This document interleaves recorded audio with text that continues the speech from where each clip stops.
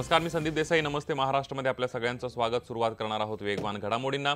औरंगाबाद लोकसभा मतदारसंघ इथून उमेदवारी न मिळाल्यानं नाराज झालेले अब्दुल सत्तार यांनी काँग्रेस पक्षाचा राजीनामा दिलाय. त्यानंतर रात्री अब्दुल सत्तार यांनी मुंबईत मुख्यमंत्री देवेंद्र फडणवीस यांची भेट घेतली. गिरीश महाजन यांच्या समवेत झालेली भेट ही राजकीय वर्तुळात भूकंप आणणार अशी शक्यता आहे. आगामी लोकसभा निवडणुकीसाठी काँग्रेसकडून उमेदवारांची 8वी यादी जाहीर करण्यात आली आहे. यादीमध्ये कर्नाटक, मध्य प्रदेश, मणिपूर, उत्तराखंड, महाराष्ट्र आणि उत्तर प्रदेशातील 38 उमेदवारांचा समावेश आहे. महाराष्ट्रातून काँग्रेस प्रदेशाध्यक्ष अशोक चव्हाण यांच्या नांदेड मतदारसंघातून उमेदवारी देण्यात आलेली आहे. याबरोबरच काँग्रेसचे ज्येष्ठ नेते मल्लिकार्जुन खरगे कर्नाटकातील गुलबर्गा मतदारसंघातून निवडणूक लढवणार आहेत, तर मध्य प्रदेशातील भोपाळ मतदारसंघातून दिग्विजय सिंह निवडणुकीच्या रिंगणात उतरणार आहेत. माजी मुख्यमंत्री अशोक चव्हाण यांना आता थेट आव्हान देण्याची तयारी भाजपनं केली आहे. त्यासाठी भाजपकडून आमदार प्रताप पाटील चिखलीकर यांना अशोक चव्हाण यांच्या विरोधात नांदेडमधून उमेदवारी देण्यात आली आहे. त्यामुळे यंदाच्या नांदेडमधील निकालाकडे राज्याचं लक्ष लागलेलं आहे. तर मुंबईचे काँग्रेस अध्यक्ष संजय निरुपम उत्तर पश्चिम मुंबईतून इच्छुक आहेत, मात्र त्यांच्याविषयी पक्षात नाराजी असल्यानं त्यांच्याही नावाबाबत सस्पेन्स कायम आहे. भाजपची शनिवारी रात्री उमेदवारांची यादी जाहीर झाली. यामध्ये गोव्याच्या 3 आणि गुजरातच्या 3 उमेदवारांची नावं जाहीर करण्यात आली आहेत. भाजप शिवसेना युतीचा प्रचार शुभारंभ करवीर नगरी कोल्हापूरमधून होणार आहे. कोल्हापूर शहरातल्या तपोवन मैदानावर हा प्रचार शुभारंभ होणार असून त्याची जोरदार तयारी या मैदानावर सध्या सुरू आहे. मुख्यमंत्री देवेंद्र फडणवीस आणि पक्षप्रमुख उद्धव ठाकरे यांच्यासह दिग्गज नेते उपस्थित राहणार आहेत. गोव्यात स्वर्गीय मुख्यमंत्री मनोहर पर्रीकर यांचा मृतदेह ज्या कला अकादमीमध्ये ठेवला होता त्या ठिकाणचं शुद्धीकरण केल्याची माहिती समोर आली. याबाबत कला अकादमीचे अध्यक्ष आणि कला संस्कृती मंत्री गोविंद गावडे यांनी चौकशीचे आदेश दिलेत. सकृदर्शनी काही वादग्रस्त दिसत नसल्याचं रत्नागिरी सिंधुदुर्ग मतदारसंघातील काँग्रेस उमेदवार नवीनचंद्र बांदिवडेकरांबाबत वाद निर्माण झाला होता. ते सनातनशी संबंधित आहेत असा आरोपही काहींनी केला होता, पण सकृदर्शनी तसं काही दिसत नसल्याचं प्रदेशाध्यक्ष अशोक चव्हाण यांनी म्हटलेलं आहे.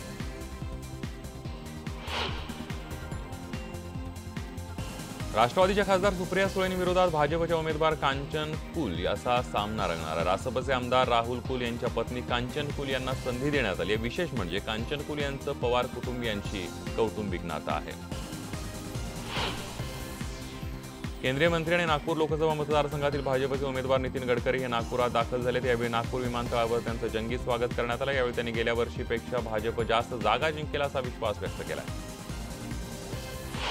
चंद्रपूरच्या जागेवरून काँग्रेस पक्षात वादळ निर्माण झाले. काँग्रेसच्या यादीमध्ये विनायक बांगडे यांना उमेदवारी जाहीर झाल्यावर त्या संदर्भात प्रदेशाध्यक्ष अशोक चव्हाण यांची ऑडिओ क्लिप व्हायरल झाली आणि त्यामुळे अशोक चव्हाण हे विनायक बांगडे यांच्या उमेदवारीवरून नाराज असल्याचं म्हटलं जात आहे. भंडारा गोंदिया लोकसभा निवडणुकीमध्ये राष्ट्रवादी काँग्रेस आणि भाजप उमेदवारांची घोषणा झाली नसल्यामुळे कार्यकर्त्यांमध्ये संभ्रमाची परिस्थिती निर्माण झाली आहे. मतदारसंघामध्ये माजी केंद्रीय मंत्री प्रफुल्ल पटेल उमेदवार जाहीर करतील असं स्पष्टीकरण देण्यात आलंय. शिर्डी लोकसभा मतदारसंघात भाजपात असलेले माजी खासदार भाऊसाहेब वाकचौरे यांनी बंडखोरी करत अपक्ष राहून निवडणूक रिंगणामध्ये उतरण्याची भूमिका घेतलेली आहे. 2009 मध्ये वाकचौरे यांनी सेनेच्या तिकिटावरून रामदास आठवलेंचा पराभव केला होता. दिंडोरी लोकसभा मतदारसंघातून तब्बल 15 वर्ष खासदार असणाऱ्या हरिश्चंद्र चव्हाणांना भाजपनं डच्चू दिला. राष्ट्रवादीतून भाजपमध्ये दाखल झालेल्या डॉक्टर भारती पवार यांना उमेदवारी देण्यात आली आहे. भारती पवार यांना उमेदवारी देताना पक्षानं विश्वासात घेतलं नसल्याचा आरोप चव्हाणांनी केलाय. संजय शिंदेना माढ्यात टक्कर देण्यासाठी भाजपनं काँग्रेसचे साताऱ्याचे जिल्हाध्यक्ष रणजित सिंह नाईक निंबाळकरांना गळा लावण्याचा प्रयत्न सुरू केलेला आहे. त्यामुळे माढा मतदारसंघातून राष्ट्रवादीच्या संजय शिंदेविरोधात भाजपकडून रणजित सिंह निंबाळकरांना उमेदवारी मिळण्याची शक्यता आहे. सर्व मित्रपक्षांची नाराजी दूर करण्यामध्ये मुख्यमंत्री देवेंद्र फडणवीसांना यश आलं. युतीमधील सर्व मित्रपक्षांची मुख्यमंत्र्यांबरोबर बैठक पार पडली. यावेळेला रामदास आठवले, विनायक मेटे, महादेव जानकर उपस्थित होते. धनंजय मुंडे यांनी परळी शहरामध्ये मॉर्निंग वॉक करत इथे येणाऱ्या लोकांशी गप्पा मारल्या. टॉक विथ मॉर्निंग वॉक असा प्रचाराचा फंडा सध्या धनंजय मुंडेंकडून वापरला जातोय. परळीच्या विश्रामगृहाच्या डोंगर परिसरामध्ये त्यांनी लोकांसोबत ही चर्चा केली. लातूर लोकसभा मतदारसंघामध्ये काँग्रेस आणि भाजप या दोन्ही पक्षांनी उद्योजकांना उमेदवारी दिली आहे. भाजपचे विद्यमान खासदार सुनील गायकवाड यांचा पत्ता कट करून सुधाकर शृंगार यांना उमेदवारी देण्यात आली, तर दुसरीकडे काँग्रेसनं मच्छिंद्र कामत यांना उमेदवारी दिली आहे. शेतकऱ्यांना साले म्हणणाऱ्या रावसाहेब दानवे यांना साले काय असतात हे दाखवून देऊ असा इशारा जालना लोकसभेचे काँग्रेसचे उमेदवार विलास आवताडेंनी दिलाय. दानवे हे न झालेल्या विकासांची कितीही रीव ओढत असले तरी यावेळी त्यांचा पराभव अटळ असल्याचं विलास आवताडे यांनी म्हटलंय. धुळे लोकसभा मतदारसंघात मात्र भाजपकडून शिवसेनेला अद्याप विचारणा करण्यात आलेला नाहीये. डॉक्टर सुभाष भामरे किंवा भाजपच्या कुठल्याही पदाधिकाऱ्यांनी आपल्याशी संपर्क साधलेला नसल्याचं शिवसेनेच्या जिल्हाप्रमुख हिलाल अण्णा माळी यांनी म्हटलंय. अखेर अलिबाग तालुक्यामध्ये काँग्रेस पक्ष राष्ट्रवादी काँग्रेसचे उमेदवार सुनील तटकरे यांच्यासोबत राहणार असल्याचं स्पष्ट झालंय. अलिबाग मुरुड प्रमुख पदाधिकाऱ्यांच्या बैठकीदरम्यान त्यांची दिलजमाई झाल्याचं स्पष्ट झालंय. 2 दिवसांपूर्वी तटकरे यांनी ठाकूर यांची भेट घेतली होती. राष्ट्रवादी काँग्रेसमधून कृष्णा भीमा स्थिरीकरण योजनेच्या नावाखाली बाहेर पडलेल्या मोहिते पाटलांवर राष्ट्रवादीचे माढ्यातील उमेदवार संजय शिंदे यांनी जोरदार टीका केली आहे. स्वतःच्या आणि पुढच्या पिढीच्या स्थिरीकरणासाठी हा प्रवेश असल्याची खिल्ली त्यांनी उडवली आहे. रावेर लोकसभा मतदारसंघाची जागा काँग्रेसला मिळावी अन्यथा राष्ट्रवादीच्या उमेदवाराचा प्रचार न करण्याचा निर्धार काँग्रेस कार्यकर्त्यांनी केला. यावेळी त्यांनी काँग्रेस भवन समोर आंदोलन केलं. आमदार बाळू धानोरकरांना काँग्रेस पक्षाची चंद्रपूर आर्णी लोकसभा मतदारसंघाची उमेदवारी न मिळाल्यानं काँग्रेस कार्यकर्त्यांमध्ये प्रचंड असंतोष धुमसतोय. यापैकी अनेक कार्यकर्ते आणि पदाधिकारी राजीनामा देण्याच्या तयारीत आहेत. मारेगाव काँग्रेस कार्यालयाला नाराज कार्यकर्त्यांनी कुलूपही ठोकलं. अमरावती लोकसभा निवडणुकीमध्ये युवा स्वाभिमान पक्षाकडून निवडणूक रिंगणामध्ये रवी राणा यांच्या पत्नी नवनीत राणा उतरलेल्या आहेत. त्यांना विजय मिळावा यासाठी गांधी चौक ते अंबादेवी संस्थानपर्यंत काही कार्यकर्त्यांनी चक्क लोटांगण घालत विजयासाठी अंबादेवीकडे साकडं घातलंय. पहिल्या भाषणानंतर ट्रोल झालेले पार्थ पवार आपल्या दुसऱ्या भाषणात तर त्यांनी चक्क मोदींचा एकेरी उल्लेख केला. एवढंच नाही तर त्यांनी आजोबांना पंतप्रधान करायचं आणि माझ्या प्रगतीतच तुमची प्रगती आहे असं समजून कामाला लागा असा काहीसा अजब सल्ला दिलाय. यवतमाळ वाशिम लोकसभा मतदारसंघात 5व्यांदा निवडणूक लढवणाऱ्या खासदार भावना गवळी यांच्या प्रचारार्थ युतीचा संयुक्त पदाधिकारी लोकप्रतिनिधी मेळाव्याचं आयोजन करण्यात आलं होतं. यावेळेला लोकसभा मतदारसंघातील भाजप शिवसेनेचे सर्व पदाधिकाऱ्यांसह लोकप्रतिनिधी सुद्धा उपस्थित होते. शत्रुघ्न सिन्हा यांनी शिर्डीत शनिदर्शन घेतलं. यावेळी त्यांनी मोदींना आपला विरोध नसल्याचं स्पष्ट केलं. मी राष्ट्रहितासाठी काम करणारा माणूस आहे, मला समाजकारण करायचं आहे, राजकारण नाही अशी प्रतिक्रिया त्यांनी यावेळेला दिली. साताऱ्यात उदयनराजे भोसलेंच्या समवेत झालेल्या पत्रकार परिषदेत उदयनराजे आणि माझ्यात कोणताच वाद नसल्याचं रामराजेंनी स्पष्ट केलंय. राजकारणाचा आणि आमच्या वादाचा काही संबंध नसल्याचं त्यांनी म्हटलंय. उदयनराजे धमकी देण्यासाठी सर्किट हाऊसला आले नसल्याचंही त्यांनी यावेळेला स्पष्ट केलं. पर्यावरण मंत्री रामदास कदम यांनी राष्ट्रवादीचे नेते सुनील तटकरे यांच्यावर जोरदार टीका केली. रत्नागिरीतील पाटबंधारे विभागाच्या कामाच्या वेळी काँग्रेस राष्ट्रवादीनं जनतेची दिशाभूल केल्याचा आरोप त्यांनी केलाय. तर यावेळेला मी त्यांना याबद्दल जाब विचारणार असल्याचं सुद्धा कदम म्हणाले. जालना लोकसभेची जागा आपण लढलो नाही किंवा लढलो तरी शेतकऱ्यांना साले म्हणणाऱ्या भाजप प्रदेशाध्यक्ष रावसाहेब दानवे यांच्या विरोधात आपण प्रचार करणार असल्याचं प्रहारचे अध्यक्ष बच्चू कडू यांनी म्हटलेलं आहे. अंबरनाथमध्ये शिवसेना राष्ट्रवादीच्या कार्यकर्त्यांमध्ये हाणामारी झाली आहे. सेनेचे नगरसेवक राजू शिर्के आणि राष्ट्रवादी युवक काँग्रेसचे शहर उपाध्यक्ष महेश गोरे यांच्यात निवडणुकीपासून वाद असून यातूनच दोन्ही गटात शाब्दिक चकमक झाली आणि त्याचं पर्यावसन थेट हाणामारीत झालं. राहुल गांधींनी भाजपच्या सर्वच नेते चौकीदार चोर असल्याचं म्हटलंय. त्यामुळे वाशिमच्या भाजप कार्यकर्त्यांमध्ये रोष निर्माण झाला. इथल्या भाजप कार्यकर्त्यांनी राहुल गांधी यांच्या विरोधात शहर पोलीस ठाण्यामध्ये तक्रार दिली असून गुन्हा दाखल करण्याची मागणी केली आहे. हिंगोली लोकसभेसाठी हेमंत पाटील यांना उमेदवारी देण्यात आली आहे. त्यानंतर हेमंत पाटील पहिल्यांदा नांदेडला आले. यावेळेला विमानतळावर पाटलांचं विमानतळावरच कार्यकर्त्यांनी जंगी स्वागत केलं. भिवंडीमध्ये लोकसभेसाठी काँग्रेसनं सुरेश टावरेंना उमेदवारी जाहीर केल्यानं काँग्रेस प्रदेश सरचिटणीस आणि कुणबी सेना प्रमुख विश्वनाथ पाटील यांनी बंडाचं रणशिंग फुंकलंय. दुसरीकडे भाजपकडून कपिल पाटलांना रिंगणात उतरवल्यानं भाजप ठाणे जिल्हाध्यक्ष दयानंद चोरखे यांनी नाराजी व्यक्त केली आहे. वर्धा जिल्ह्यातल्या 298 ग्रामपंचायतींसाठी आज मतदान घेण्यात येणार आहे. पहिल्यांदाच इथे सरपंच पदासाठी जनतेतून निवडणूक होणार असल्यानं मतदारांमध्ये उत्साहाचं वातावरण पाहायला मिळत आहे. 2014च्या निवडणुकीच्या दरम्यान पंतप्रधान नरेंद्र मोदी यांनी दाभाडी गावाला विकासाचं आश्वासन दिलं होतं. मात्र अद्यापही तिथे विकास झालेला नाहीये असा आरोप दाभाडी वासियांकडून करण्यात येतोय आणि त्याचाच निषेध म्हणून येत्या लोकसभा निवडणुकीवर दाभाडी गावच्या गावकऱ्यांनी बहिष्कार टाकण्याचा निर्णय घेतलाय. मध्य आणि हार्बर मार्गावर आज मेगा ब्लॉक आहे, मात्र पश्चिम रेल्वे मार्गावर कोणताही ब्लॉक नाही आहे. मध्य रेल्वे आणि हार्बर लाईनवर मात्र दुरुस्तीची कामं केली जाणार आहेत. त्यामुळे सकाळी 10:30 पासून दुपारी 4 वाजेपर्यंत ठाणे ते कल्याण डाऊन धीम्या मार्गावर आणि कुर्ला ते वाशी अप आणि डाऊन मार्गावर मेगा ब्लॉक असणार आहे. पालघर नगर परिषदेच्या निवडणुकीसाठी मतदान होणार आहे. या निवडणुकीमध्ये महायुती विरुद्ध आघाडी अशी लढत रंगणार आहे. दोन्ही पक्षांनी निवडणूक प्रतिष्ठेची केली आहे. थेट नगराध्यक्षासह एकूण 27 जागांसाठी ही निवडणूक होती आहे.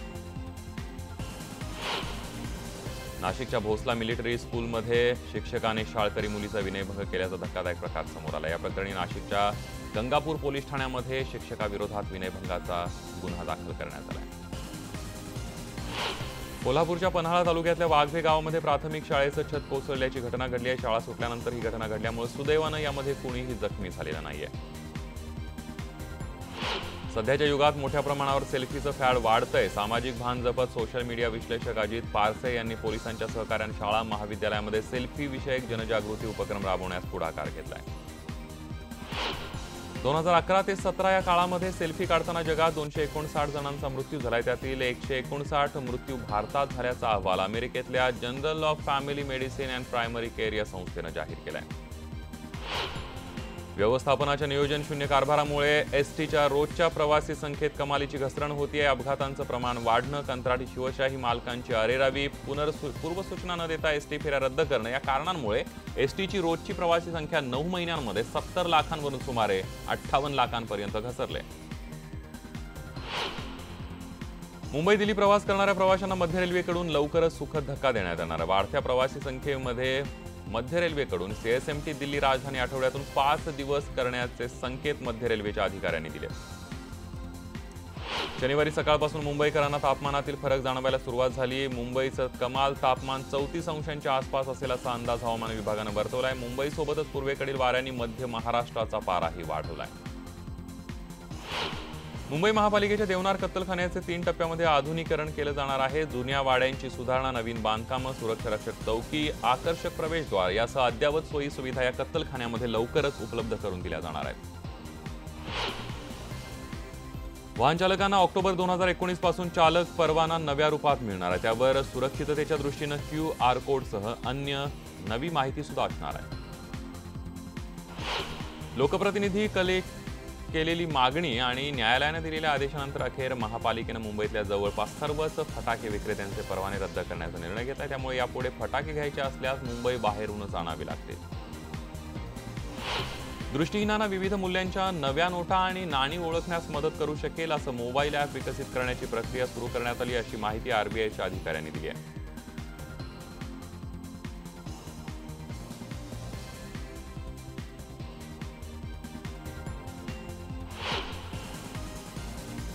विरार रेल्वे स्थानकात धावत्या रेल्वेत चढणाऱ्या सुरेंद्र झा यांचा तोल जाऊन त्या धावत्या ट्रेन खाली जात असल्याचं पाहून आरपीएफचे जवान मुकेश त्यागी यांनी तत्परता दाखवून त्यांचा जीव वाचवला. ही घटना सीसीटीव्हीत कैद झाली. कल्याणमध्ये शिवजयंतीच्या निमित्तानं शिवसेनेतर्फे भव्य मिरवणूक काढण्यात आली होती. यावर्षी मिरवणुकीतल्या एका देखाव्यावरून शिवसैनिक आणि पोलिसांमध्ये वादही झाला.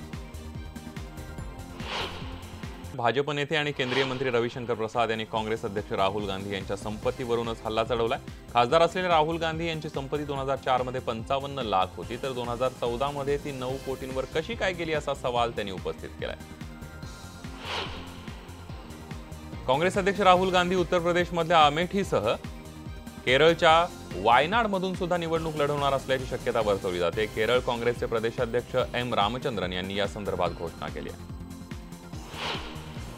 पाकिस्तानवरील भारताच्या एअर स्ट्राईकवर राहुल गांधींचे सल्लागार सॅम पित्रोदांनी केलेल्या वादग्रस्त वक्तव्यानंतर काँग्रेस अडचणीत आली आहे. सॅम पित्रोदांनी केलेल्या वादग्रस्त विधानांसाठी काँग्रेस अध्यक्ष राहुल गांधींनी माफी मागावी अशी मागणी अमित शहांनी केली आहे. पक्षात राहून पक्षाविरोधात बोलणं भाजप खासदार शत्रुघ्न सिन्हा यांना महागात पडलंय. कारण यंदा भाजपनं सिन्हांचा पत्ता कट केलाय. पंतप्रधान मोदींवर सातत्यानं सडकून टीका करणाऱ्या सिन्हांना पक्षानं पाटणा साहिबा मतदारसंघातून तिकीट दिलेलं नाहीये. भाजपचे नेते आणि अभिनेते परेश रावल हे यंदाची लोकसभा निवडणूक लढणार नाहीयेत. परेश रावल यांनी भाजपच्या वरिष्ठ नेत्यांकडे निवडणूक न लढण्याची इच्छा व्यक्त केली आहे आणि त्यामुळे आता भाजपच्या ज्येष्ठ नेत्या सुषमा स्वराज, उमा भारती, कलराज मिश्र यांच्याच नंतर परेश रावल यांनी ही माघार घेतल्याचं दिसतंय. लोकसभा निवडणुकीच्या पार्श्वभूमीवर सपना चौधरी हिनं काँग्रेसमध्ये प्रवेश केलाय. दिल्लीमध्ये उमा भारती यांची भाजपच्या राष्ट्रीय उपाध्यक्षपदी निवड करण्यात आली आहे. उमा भारती यांनी निवडणूक न लढवण्याचा निर्णय घेतला होता आणि पक्षासाठी काम करण्याची इच्छा पक्षश्रेष्ठींकडे व्यक्त केली होती. दरम्यान त्यानुसार त्यांना आता भाजपचं राष्ट्रीय उपाध्यक्षपद देण्यात आलंय. विविध मागण्यांसाठी राजधानी नवी दिल्लीमध्ये आंदोलन करणाऱ्या तामिळनाडूतील शेतकऱ्यांनी आता पंतप्रधान नरेंद्र मोदी यांच्या विरोधात निवडणूक लढण्याची तयारी दर्शवलेली आहे. पंतप्रधान नरेंद्र मोदी यांच्या वाराणसी मतदारसंघातून 111 शेतकरी उमेदवारी अर्ज दाखल करणार आहेत. जागतिक क्षयरोग दिनानिमित्त पुणे महापालिका आणि क्रसना डायग्नोस्टिक या प्रायव्हेट लिमिटेड यांच्या संयुक्त विद्यमाने कमला नेहरू रुग्णालय पुणे येथे क्षयरोग जनजागृतीपर कार्यक्रमाचं आयोजन करण्यात आलं होतं. सुतार रुग्णालय आणि कमला नेहरू रुग्णालयाच्या कर्मचाऱ्यांनी क्षयरोग कसा होतो आणि त्याची रुग्णांनी त्वरित काय काळजी घ्यावी हे पथनाट्याच्या माध्यमातून मांडण्यात आलं. दृष्टिहीनांना विविध मूल्यांच्या नोटा आणि नाणी ओळखण्यास मदत करू शकेल असं मोबाईल ॲप विकसित करण्याची प्रक्रिया सुरू करण्यात आली, अशी माहिती रिझर्व्ह बँक ऑफ इंडियाच्या उच्च अधिकाऱ्यांनी दिली आहे. खादीच्या कपड्यांची मागणी बाजारात वाढली असल्यानं खादीच्या विणकरांना चांगले दिवस आलेत. या उद्योगातून वर्षाला साधारण 2000 कोटींपर्यंतचा महसूल मिळतोय. 2018 मध्ये खादीच्या कपड्यांची 500 कोटींची निर्यात करण्यात आली होती.